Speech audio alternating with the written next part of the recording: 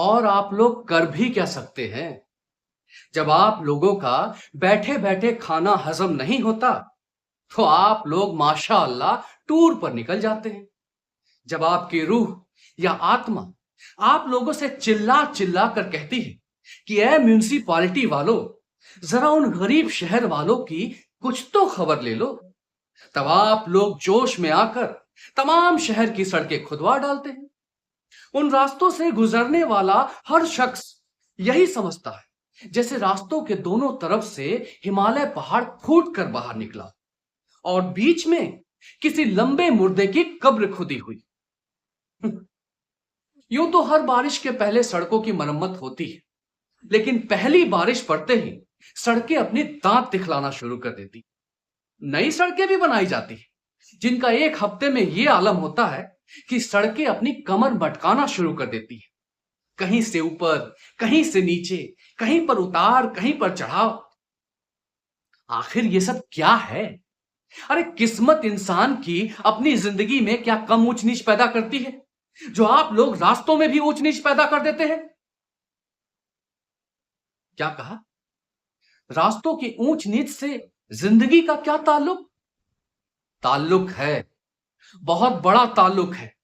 जैसे एक बाप का अपने बच्चे से होता है, जैसे एक उस्ताद का अपने शागिर्द से होता है, ठीक वैसे ही रास्तों की ऊंच नीच हमारी और आपकी ईमानदारी का नतीजा होती है।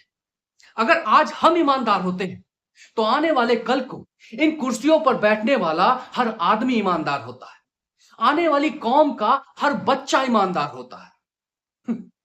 अरे होना तो ये चाहिए था मेरे भाई कि इन कुर्सियों पर बैठने वाला हर शख्स अपनी कौम के एक एक बच्चे से कहता कि उठो और उन दगाबाज, बेईमान, कपटी मुल्कों से एक आवाज में यह कहो कि अगर तुम्हें अपनी तोपों, बंदूकों और इंसानी बनावटी ताकतों पर इतना नाज है, तो हमें भी अपनी ईमान की शमा पर नाज है, जिसकी रोशनी में पाक परवरदिगार की रोशनी होती, जिसकी रोशनी में उस दो जहां के मालिक की रोशनी होती, जिसकी रोशनी में ईश्वर की झलक होती, जिसकी रोशनी में भगवान की छवि होती। और फिर जिसे खुदा रखे उसे कौन चखे। फानूस बन के जिसकी हिफाजत हवा करे, फानूस बन के जिसकी हिफाजत हवा करे, वो शम्मा क्या बुझे जिसे रोशन खुदा करे।